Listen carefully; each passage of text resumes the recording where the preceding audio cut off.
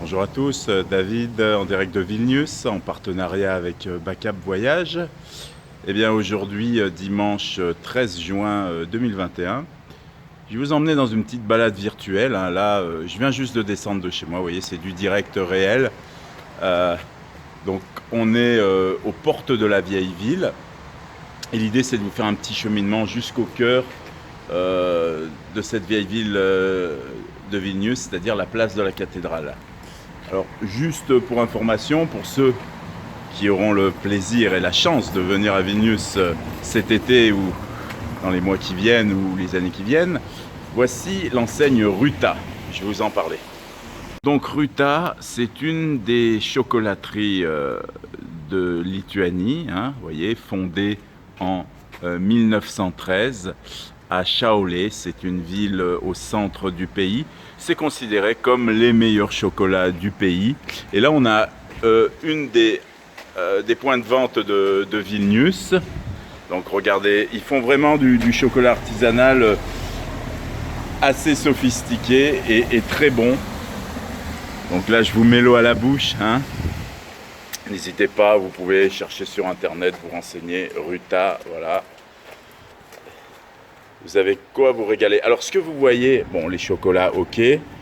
Ça par contre, c'est très traditionnel. Vous voyez ce gâteau, on appelle ça le chakutis. Et en fait, c'est des œufs à la broche, tournés de manière horizontale.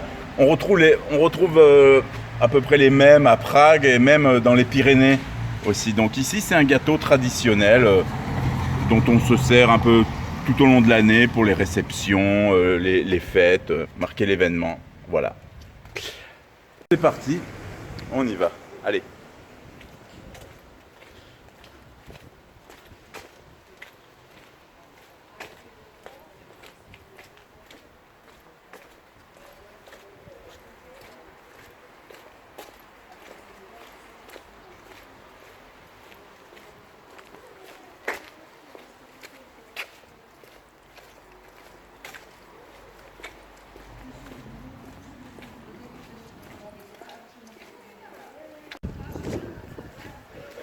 Ici, nous arrivons au pied de la magnifique église baroque de Sainte-Catherine.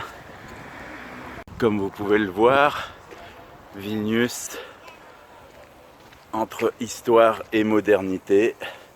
Voilà, les trottinettes de location, les mobilités urbaines du 21e siècle. Et là, malheureusement, alors en plus du mauvais temps, elle est en rénovation, mais elle n'en sera que plus belle dans quelques mois. Ce qui est intéressant ici, vous voyez, c'est un ancien couvent de bénédictins du XVIIe siècle qui aujourd'hui fait office de taverne, de bar-terrasse, qui s'appelle le bien nommé le Trinity. Alors, si on regarde la magnifique façade baroque de Sainte-Catherine, donc à la base, c'était une église en bois au XVIIe siècle avec le couvent des bénédictins. Puis elle a été entièrement refaite en pierre à partir du XVIIIe siècle et achevée en 1760. Donc on la considère comme un des chefs-d'œuvre du baroque tardif de Vilnius. À l'intérieur, il y a beaucoup de concerts car il y a une excellente acoustique.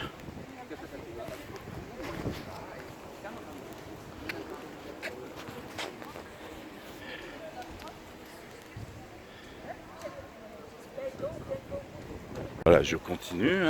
On va se diriger doucement vers la place de la cathédrale. Et vous voyez, tout autour de la petite place de Sainte-Catherine, c'est l'effervescence de l'été. Donc aujourd'hui, malheureusement, il pleut, mais ça n'empêche pas les gens de sortir.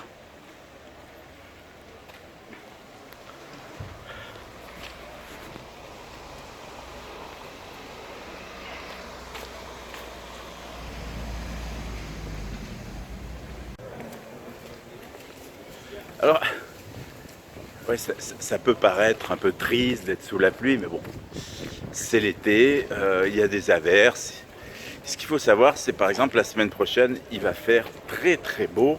Et le week-end prochain, où ils annoncent entre 20 et 30 degrés, je serai au bord de la mer, à Palanga. Donc pour notre partenaire Backup Voyage, eh bien, j'essaierai de faire une petite vidéo alléchante sur la plus grande station balnéaire de Lituanie, à savoir Palanga.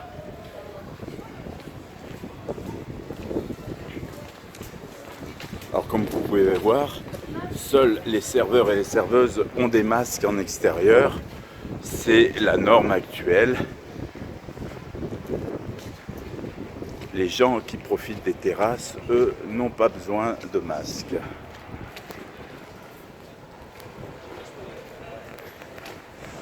Donc regardez, voilà. Alors ces petites trottinettes, pour l'histoire, c'est une société qui s'appelle Bolt. Je ne sais pas si vous l'avez en France, mais on peut la comparer à Uber. Et Uber a fait une tentative il y a plusieurs années ici, mais il a lâché prise et Bolt, donc c'est le numéro 1. Alors vous pouvez louer des trottinettes, vous pouvez aussi, c'est les taxis Bolt, il y a les trottinettes, les taxis Bolt et Bolt Food, où vous pouvez commander de la nourriture depuis chez vous dans la majeure partie des restaurants avec qui ils ont des partenariats.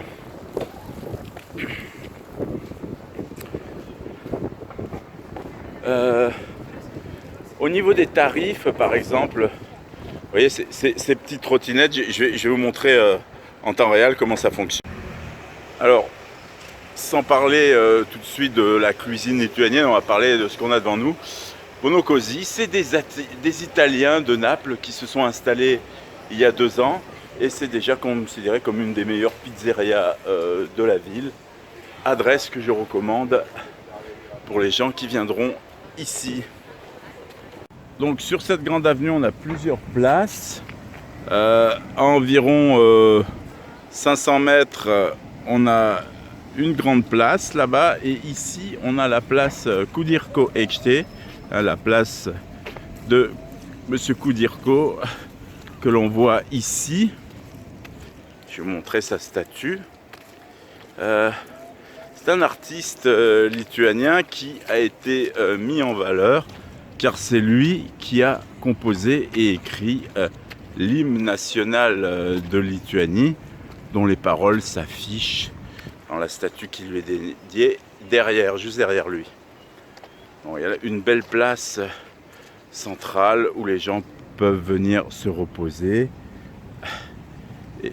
Et là, on a le magnifique Novotel sur l'avenue Gedimino. Alors, on va se diriger tranquillement vers la place de la cathédrale.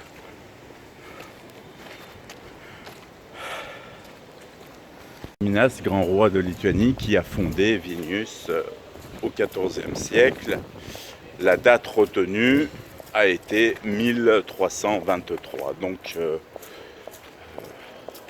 voilà, le temps d'arriver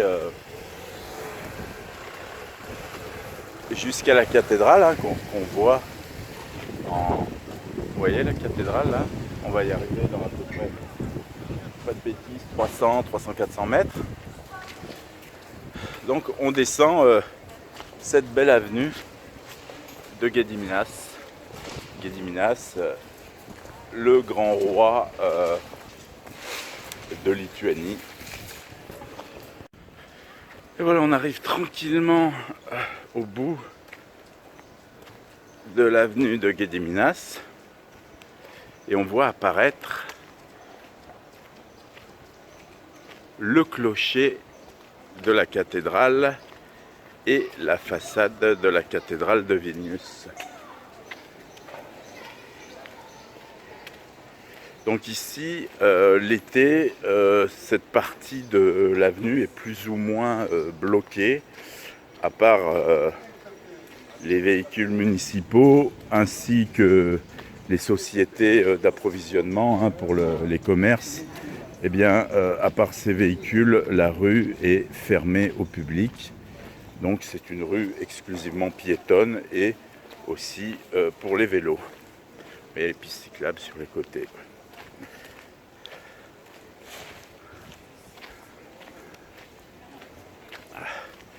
Quelques touristes de retour, ça fait plaisir.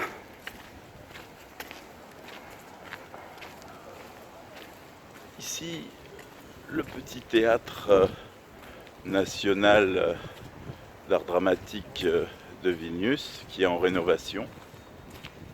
Donc, la pandémie, comme beaucoup de pays, je suppose, a profité à beaucoup de monuments et de théâtres à entreprendre des travaux de rénovation.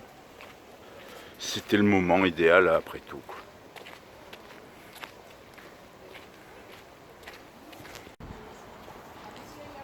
Regardez cette belle avenue, Gedimino Prospecto, l'avenue de Gediminas.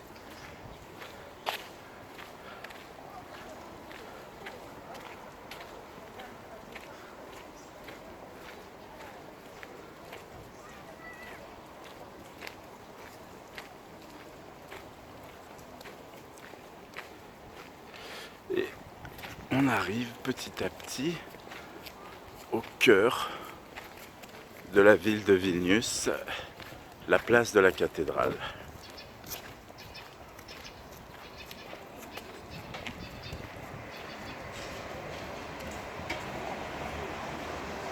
Ici, l'avenue de Gediminas,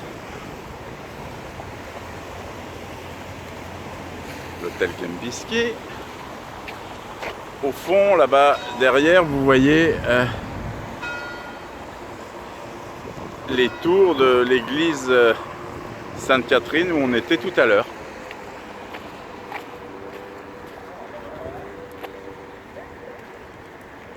Alors, ce grand espace qu'on nomme la place de la cathédrale, eh bien, c'est le cœur battant de Vilnius, où les gens se rassemblent pour les grands événements, où les gens vivent, il y a beaucoup d'animation quand il fait beau. Donc, c'est pas plus mal.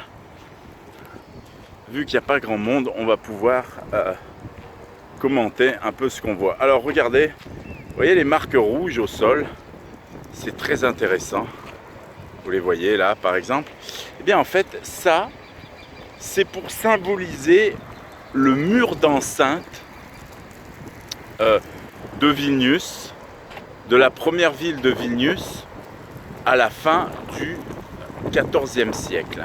Il faut dire que Vilnius a été créé, la ville de Vilnius a été créée par le fameux Gediminas, le grand-duc Gediminas, en 1323. Donc ce qui est fantastique, c'est que dans 2 ans, on va fêter les 600 ans de Vilnius, et là, il va y avoir de sacrées festivités. Alors à la base, la ville de Vilnius, à la base, regardez, on va s'écarter un petit peu pour pouvoir, donc voilà, on va voir un peu, prendre de recul, puisque ce que vous pouvez voir derrière la cathédrale, vous voyez, c'est le château des Grands-Ducs de Lituanie qui n'était pas là il y a 20 ans. Il a été entièrement reconstruit. C'est un projet du gouvernement de Lituanie en collaboration avec la ville de Vilnius pour développer l'histoire et la mémoire lituanienne. Donc en fait, le château des Grands-Ducs de Lituanie,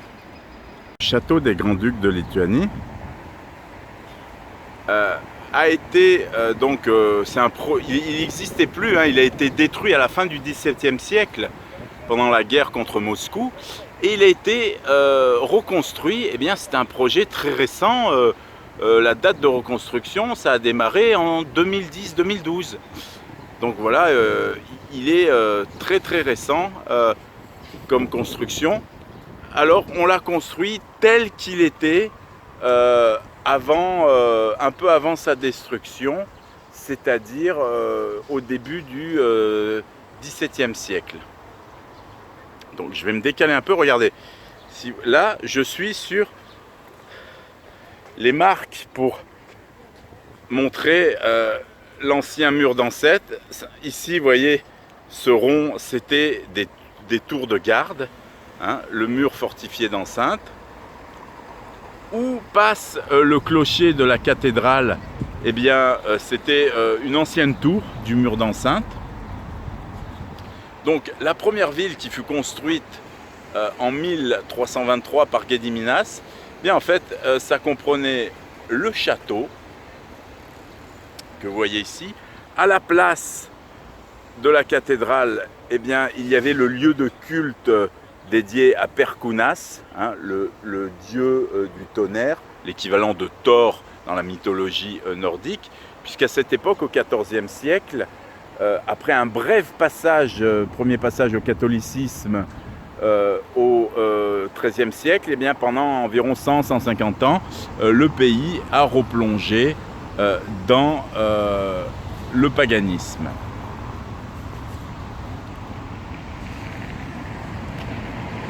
Alors, si je me décale un peu, vous allez voir un des symboles de Vilnius. Je vais vous le zoomer, hein, vous inquiétez pas.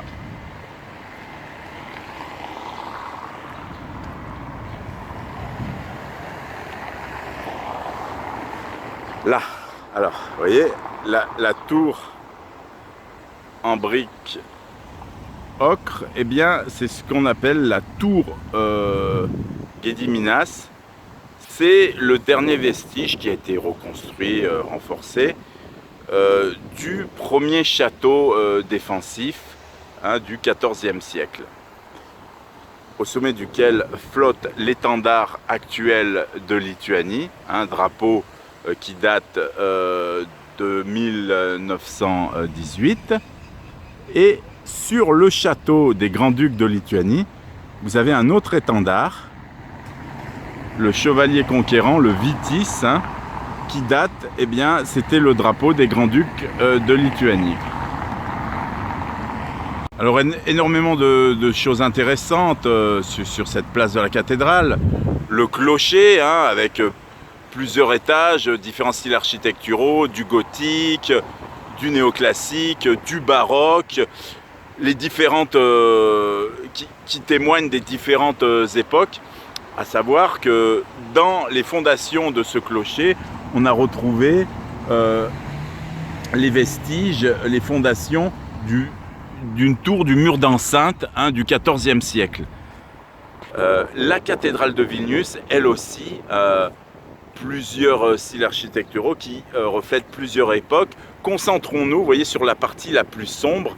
Ici, la plus ancienne, c'est la chapelle Sainte-Casimir, qui était au XVIe et XVIIe siècle et qui était reliée, regardez, là on voit il y a un petit espace entre la cathédrale et le château des Grands-Ducs, le palais des Grands-Ducs.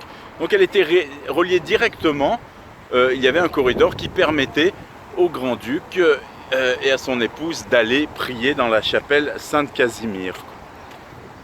Alors, une belle statue, eh bien, ici on a une pierre qui a été posée à l'époque soviétique, hein, vous voyez, Vilnius, 1323-1973, hein, pour commémorer les 550 ans de la fondation de Vilnius.